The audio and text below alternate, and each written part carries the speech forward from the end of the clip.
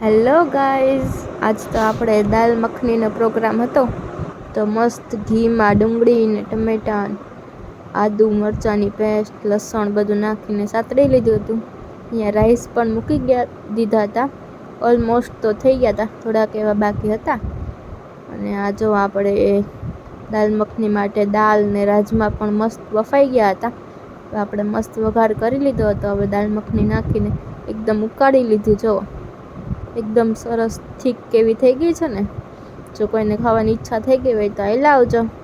હારે જીરા રાઈસ, મસ્ત એકદમ કોમ્બિનેશન દાલ મખની અને જીરા રાઈસ. ચાલો તો હવે આપણે જમીને ફ્રી થઈ અને મૂવી માટે નીકળી ગયા હતા. મસ્ત રાત્રે મૂવી નાઇટનો પ્રોગ્રામ હતો. આપણે બધા ફ્રેન્ડ્સ ગયા હતા. આજે તો મૂવી તો તમને ખબર જ હશે કે અત્યારે કયું નવું આવ્યું છે. એ જ આપણે જોવા જવાતા હોય ને. આપણે પહોંચી ગયા હતા JCRમાં મૂવી જોવા માટે.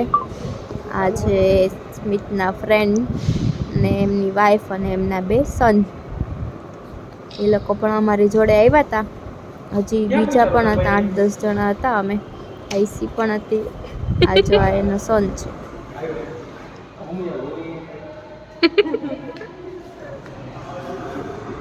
શું મેનુ છે ભાઈ? ગુજરાતી થાળી, ડુંગળી બટેટાનું શાક. એ ફોટો સેશન ચાલે છે.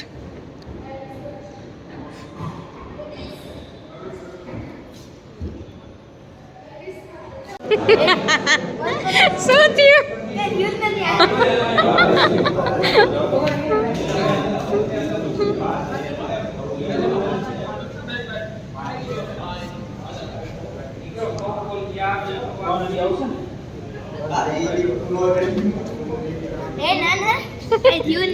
કઈ નથી. સાચું બોલ, શું થયું?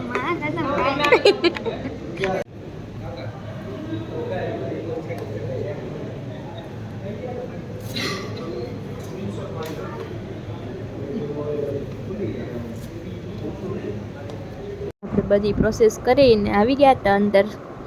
આપણે સ્ક્રીન નંબર 1 હતી. આ જો મસ્ત જોક્સ કરે છે ને હસે છે સ્મિત. ખબર નહીં શું જોક્સ ચાલતો હોય એ તો, પણ જો બધા હસે છે. એમાં એવું થયું હતું કે ઓલાના ટી-શર્ટમાં છે ને કંઈક કડી ગયું હતું. એટલે જો આપણે ફાઇનલી આ મૂવી જોવા આવ્યા છીએ. સૈયારા જોરદાર મૂવી છે ને. તમે લોકોએ જોયું છે કે નહીં? જોઈ આવજો. જો હું તમને થોડુંક ઘણું એનું રિવ્યૂ બતાવી દઉં છું, પછી તમે જોજો કે કેવું મૂવી છે. જો એકદમ અંધારું હતું અંદર. તો આપણે પહોંચી ગયા છીએ.